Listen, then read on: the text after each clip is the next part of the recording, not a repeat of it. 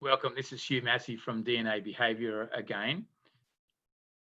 In this session, I'm going to take you through our more in-depth financial DNA natural behaviour discovery reporting, which we do in the Wealth Mentoring Report. For consistency purposes, I'm using Helen Jones again as the case study, and her advisor is Chris Coddington. Overall, this report is extremely detailed. It's 29 pages long in total, very rich in content. It's a great educational tool for you as the advisor to learn all about your client. It's got every conceivable piece of information in terms of their financial behavior as far as what our system measures. I think it's a great report for clients to have if the client wants to learn and study more about themselves and evolve themselves and go to a deeper level.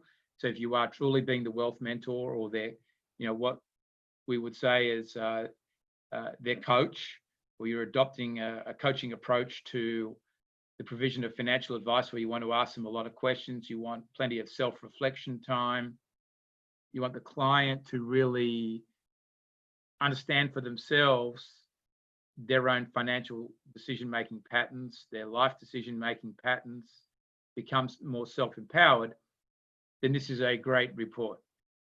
If you are doing a more simplified discovery process and you just want to keep it more high level, then maybe this report isn't needed, certainly not needed for the client. I also find that advisors use this when they get to a place where they're stuck with a client, they're not sure why the client's behaving a certain way, reading a bit more and learning a bit more about the client, where some of the blockage points maybe can expose themselves or be exposed in this report. So again, it's an additional resource for you as the advisor. It's a tool that can be used as part of a longer term, higher value added relationship building process.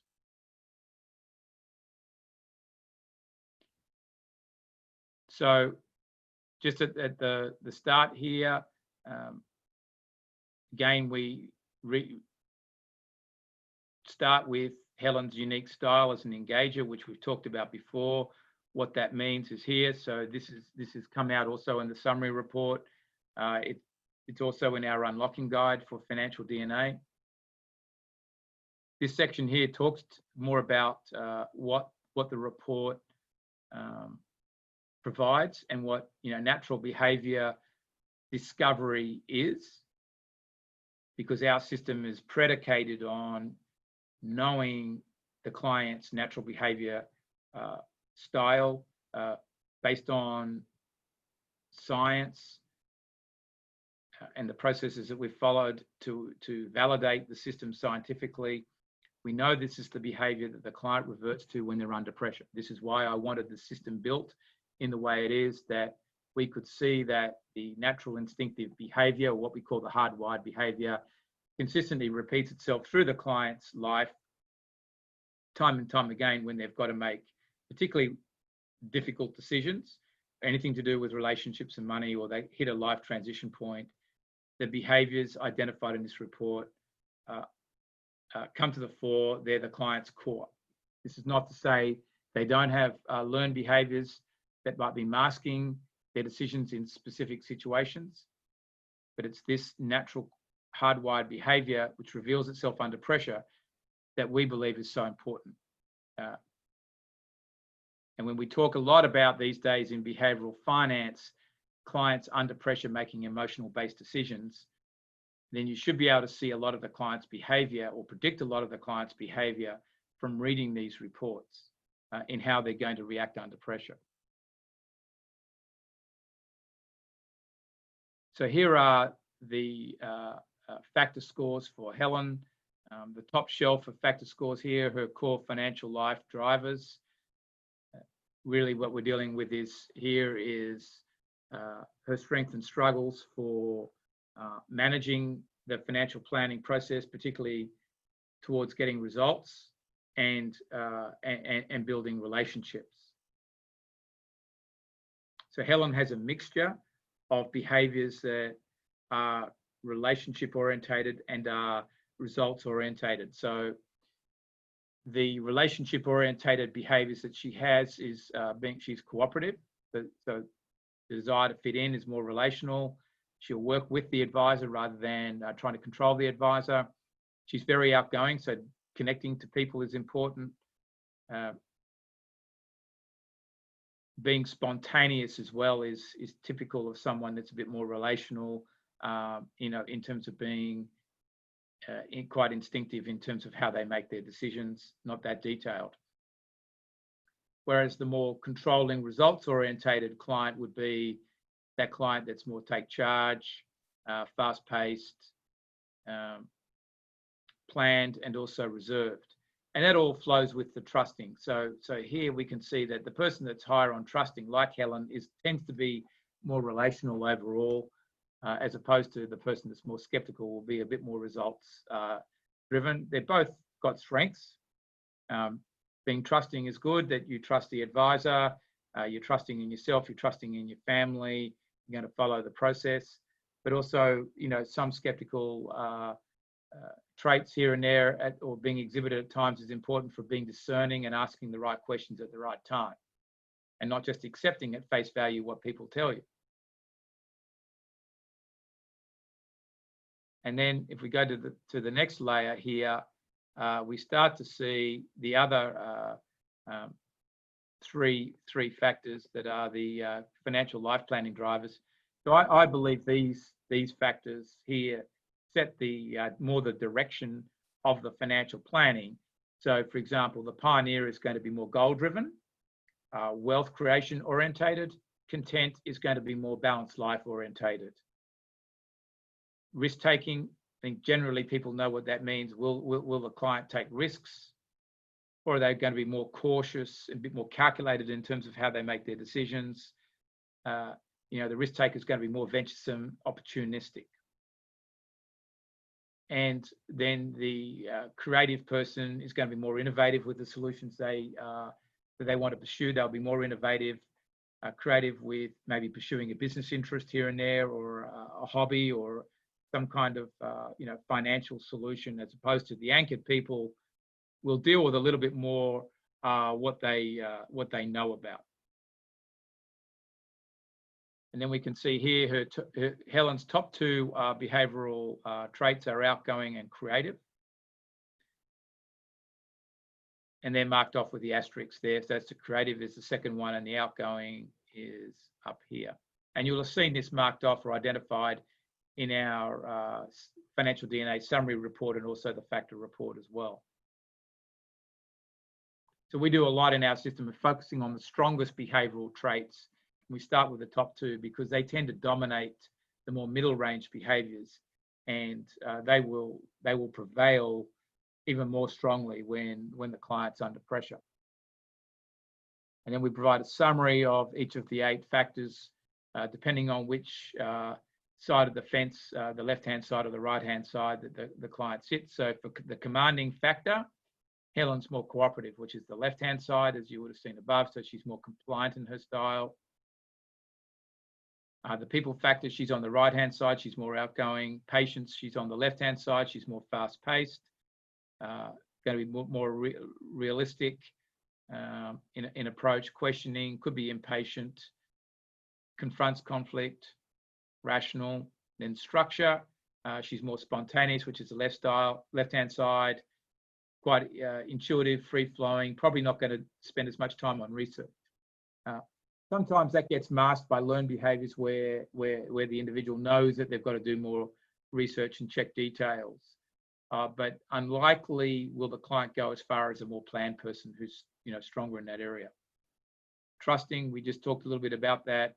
But Helen's is more trusting in her style. Pioneering, she is more content, so she's got more of a balancing style. Satisfied to some degree where she's at, and going to focus on life balance. Then the risk taking, she's more in the middle. So she won't want to take a lot of risks. So actually, with the sub factor that we'll talk about in a minute, she's a bit more cautious, but she's quite high on risk tolerance. And then creative, she's an idea generator rather than being anchored and experience-based. It's important in interpreting the report, and I've talked about this in prior feedback sessions, but understanding the strength of the score. So the scores are measured in a bell curve. So 80 is the outlier on the right side and 20 is the outlier on the left-hand side. And then 45 to 55 is the middle range where the person's more flexible. So when descriptions are seen or read about the person, or the person's reading about themselves, or you as the advisor are reading about the client, the statements made in this report will be more true for more of the time, will be more ingrained the closer their score is towards 80 and the closer it is towards 20. And that's why we emphasize the top two factors and encourage looking at those scores over 60 and under 40. So for Helen, the language we use in this report around outgoing should be pretty true of her, given she's got a score of 71, which is very strong. She's more outgoing than 98% of the population. Similarly here, what we say about spontaneous should be pretty true of her, given she is more spontaneous than 90% of the population. So she's very spontaneous there. She's very creative. So Helen's got 5 very strong behaviors. So the language we use around Helen in those scores should be very true for her. And so therefore, this summary table that I've just been through should be pretty accurate of her, these descriptions here, for 5 of the 8 traits. The other 3 that are more middle range depends on the situation a bit more.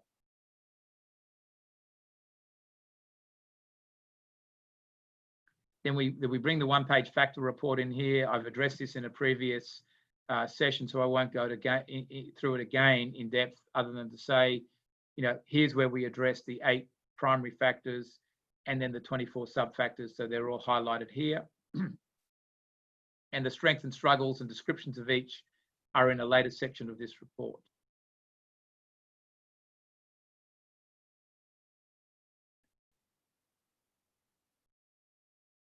In section 3, we provide 15 areas that relate to how Helen will deal with money, her approach to the financial planning process, her strengths and struggles, how she wishes to be communicated with, what's the ideal advisory setting, how she's going to approach making investment decisions, investing style, what she wants out of the financial advisor, product and transaction needs, what's going to cause her stress, that's an important one to look at, her level of self-awareness, financial fears, communication style, and the relationship with advisors. So it's very comprehensive there in terms of what she's going to want out of the financial planning process. And also each area there are questions that you can ask Helen as well, depending on what she needs and what areas that she's having trouble with. In section 4, we deal with each of the factors and the traits and what the strengths and struggles are for each. So we can see here for, let's go to Helen's strongest one, which is the people factor. So this would be a good one to look at first, given it's her strongest one with a score of 71. She's outgoing. This is what outgoing tends to mean. So she's a pretty expressive person, wants to be recognized. Here are some strengths and struggles. And we balance it up in the table so that you can see the left-hand side, so you can see what Helen is not. So Helen is definitely not reserved. So these traits won't be there. But it's good for Helen to see the other side of her behavior. We emphasize strengths and struggles because whilst we believe in strengths and they're important, and that's part of getting the person into the right zone for their life, they also need to understand that if they overuse their strengths, it becomes a struggle. And without being aware of what those struggles are, that can become the weakness or the problem. So we never use the word weakness. Weakness is more where the struggle is not being understood and the person's blind to it and they keep making the same mistake. So, for example, Helen, by being very communicative, and she'll be a good communicator, she'll like to talk, she'll want to engage in conversations, but at times she could talk too much. She could say things that she shouldn't say, and that might give away information she shouldn't give away or creates a bad impression. That's an example. So for every strength, there's an opposite struggle. And that becomes more true, it's illuminated more, the stronger the person's score is. So the second one for Helen was around creative, which is further down here. And we would go to that next and have a look down here towards the end of the report. So you can see that she's more of an original, imaginative thinker, but that can get her into trouble by being easily bored, abstract, moving to the next thing, not completing projects, always looking for the newest shiny object. Sometimes what I've seen with creative people is they spend a lot of money on new things. They've always got to have the new shiny thing. They're investing a lot in ideas. Sometimes that works out well if it's properly managed and is productive. Other times it can just be a waste of money and cost a lot. But that's a conversation that you have with the client. What I encourage, if you're going to be the client's wealth mentor, is work with their strongest strengths and struggles first. Address this in the context of the financial and life issues they have, and then ultimately over a series of meetings, go through each of the strengths and struggles and get them to reflect on what each mean and how it's influencing their decision making and their overall life and financial performance.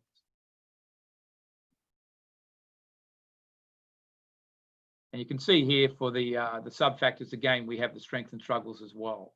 So it's important as you're getting the client to go through their strengths and struggles on the primary factor, for e.g. for creative, they're also looking at the sub-factors, strengths and struggles. This is getting more specific. We're a big believer in using these reports for asking questions. A great wealth mentor asks questions, and the questions come from the client's strongest traits, because that's probably going to be the areas, or what we can predict are going to be the areas that they're most impacted by in their life. For example, I am pioneering, so asking me questions about the pioneering trait are going to cut to the core a bit more, get more response from me. For Helen, she's outgoing and creative, so the questions in this report should be more directed to those areas. So what we've done here is set up a meeting agenda. We've got some sort of more connective questions. I believe in asking some general open-ended questions up front to get the client talking. You shouldn't have much problem with Helen just asking her, how did she feel about the report? She'll probably tell you quite a lot. Then drill into what parts did she connect with, didn't understand, resonated with her the most. If she showed a spouse, if there's particularly, that's a good question if the person's resisting the truth in some areas. What has it brought out about the strengths and struggles, their values, and then go a bit further into specific questions. And these life and financial motivations questions will be driven from the fact she's outgoing and creative. So focusing on those two traits, these questions are asked. And so this is where the report's customized for every person, depending on their particular strongest traits. So this provides a good meeting agenda, and then we've got some wrap-up questions.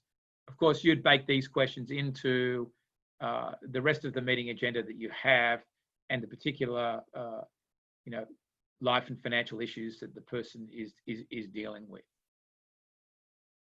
And here's a way to wrap up the meeting, because what I find is that there's usually something else that the client isn't telling you. And I find that out of these 5 or 6 questions here, you sometimes the conversation can go on more, because really what we're getting to here is, what do they want out of the advisory relationship? what's going to be important for them in working with you, and more content comes out. So I hope this helps you build a great meeting with your clients, go through the discovery at a deeper level. And I would say that in wrapping up here, that this wealth mentoring report could be used every time you meet with a client in terms of preparing yourself and going in further. As the client journey evolves with you as their advisor, new issues will come up. And again, you can come back to the wealth mentoring report. And I think you'll find that Q's will be here in terms of asking more questions and finding answers.